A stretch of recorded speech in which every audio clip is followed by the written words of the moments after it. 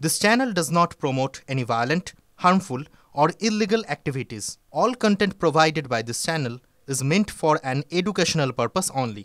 SIR লিখে রাখুন 1 কোটি নাম উড়ে যাবে যাবে যাবে যাবে যাবে।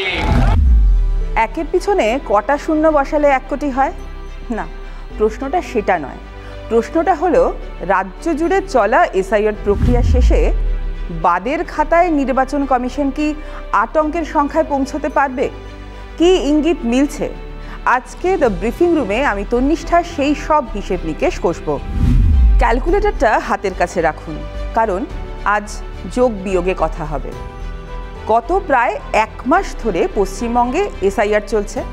অনেকেই এতদিনে ফর্ম জমা করে ফেলেছেন, আতঙ্কও কেটেছে অনেকটাই। বেশ কয়েকজনের প্রাণও গিয়েছে এমনটাই দাবি শাসক দলের। মিটিং, মিছিল, ক্ষোভ, বিক্ষোভ এসব অনেক হয়েছে। এবার রেজাল্ট বেরোনোর পালা। এবার রাজনৈতিক দলগুলোর হিসেব কষার পালা শুরু। কত নাম বাদ যাবে, তাতে কার কি লাভ হবে? প্রথমেই বলি ঠিক কি কি কারণে নাম বাদ যেতে পারে। 1, ভোটারের মৃত্যু হয়ে থাকলে বাদ যাবে নাম। 2 হলো স্থানান্তরিত হলে, অর্থাৎ ভোটার এক জায়গা থেকে অন্য জায়গায় গিয়ে বসবাস শুরু করলে সেক্ষেত্রে নাম বাদ যাবে। ভোটার যদি বৈধ নথি দেখাতে না পারেন তাহলে তার নাম বাদ যাবে। আর ডুপ্লিকেট ভোটার, অর্থাৎ যাদের নাম 2 জায়গাতে রয়েছে তাদেরও SIR এ নাম বাদ পড়বে। বাংলায় এই প্রক্রিয়া শুরু হওয়ার পর কত নাম বাদ পড়ল সেই হিসেবটা একটু দেখে নিই।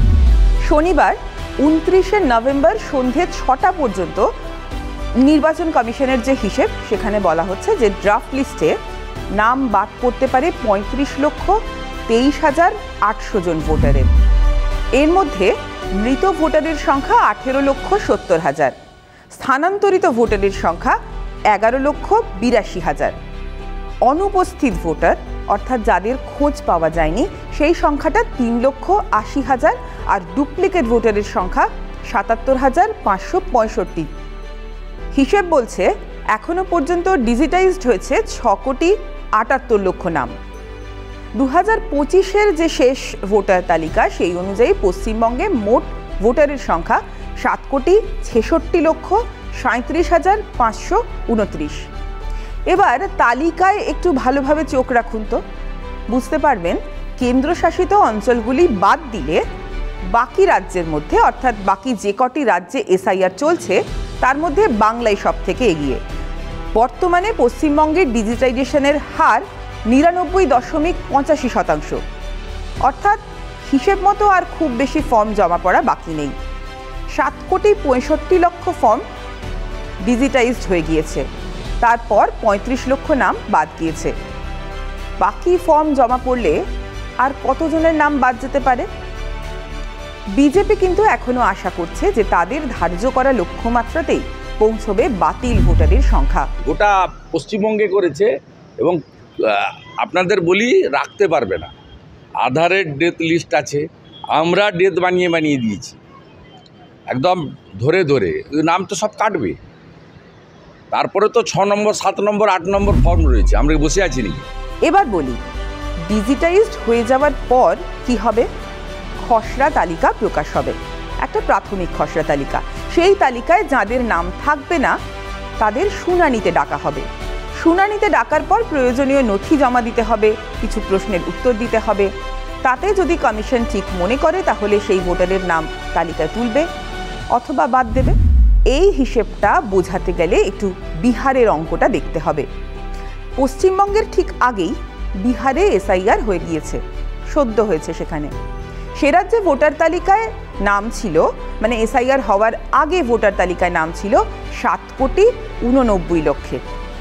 প্রাথমিক পর্বে SIR এর প্রথম ধাপ হওয়ার পর প্রথম যে খসড়া তালিকা বেরোয় সেখানে 65 লক্ষ নাম কাটা গিয়েছিল। 65 লক্ষ নাম বাদ পড়ার পর হিয়ারিং হলো। সেই হিয়ারিং নিয়ে দেখা গেল অগস্টের খসড়া তালিকা থেকে নতুন করে 3,66,000 নাম বাদ পড়ল। সেই সঙ্গে 21,53,000 নাম অন্তর্ভুক্ত হলো, অর্থাৎ সব যোগ বিয়োগের পর চূড়ান্ত তালিকায় প্রায় 18 লক্ষ নাম বেড়ে গেল।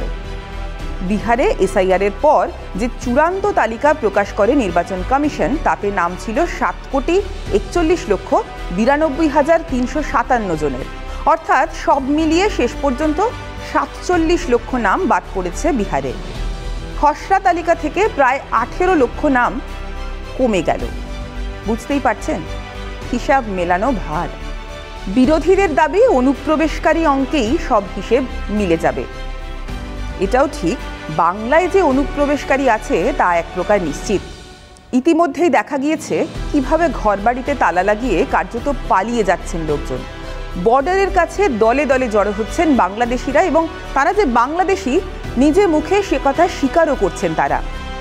কিন্তু প্রশ্ন হলো, সেই সব নামগুলো বাদ পড়া কি এখনো বাকি আছে? বিহারে তারা প্রায় কোনো বাংলাদেশি খুঁজে পায়নি।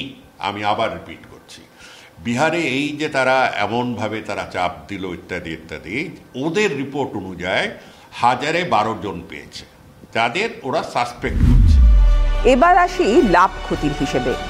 2021-এর বিধানসভা নির্বাচনে বিজেপি ও তৃণমূলের প্রাপ্ত ভোটের ফারাক ছিল 42 লক্ষ। সেক্ষেত্রে 1 কোটি ভোটারের নাম যদি বাদ পড়ে বাংলা থেকে, তাহলে আখেরে বিজেপির লাভ হবে, এটাই কিন্তু মনে করে বঙ্গ বিজেপি নেতৃত্ব। কিন্তু এখনো পর্যন্ত যে হিসেব সামনে আসছে, সেখানে 1 কোটি নাম আদৌ বাদ পড়বে কিনা তা নিয়ে একটা প্রশ্ন চিহ্ন রয়েছে। গেরুয়া শিবিরের দাবি, আগামী 2 মাস ধরে আরও এসআইআর চলবে, আর তাতেই আরও নাম বাদ পড়বে। তাই নিয়ে এসআইআর প্রক্রিয়া 2 মাস চলবে, 1 কোটি নাম বাদ যাবে, লিখে রাখুন, ধারে আগে পরে হতে পারে, কিছু করার নেই। না, জমা পড়েনি তো তাতেই সব কিছু নয়, জমা পড়লেই সব ঠিক, তার কি মানে আছে? এবার যখন ভেরিফিকেশন হবে, যারা যোগ্য নয়, ফর্ম তো যে কেউ ভরতে পারে, যদি সম্পূর্ণ না হয়, যথেষ্ট ডকুমেন্ট না থাকে, তাকে ডাকবে কমিশন, তারপরে সেই ফর্মকে ক্যান্সেল করা হবে। যদি তারা স্যাটিসফাইড না হয়, সেটা তো আসল খেলা হবে। তবে বিজেপির রাজ্য সভাপতি কি ততটাই নিশ্চিত? 1 কোটি কি বাদ পড়বে না? আমি তো টিয়া পাখির খাঁচা নিয়ে বসে নেই, আর জ্যোতিষ চর্চাও করি না।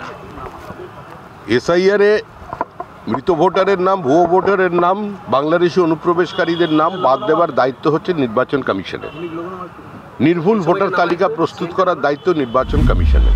হিসেব করছে তৃণমূল শিবিরও।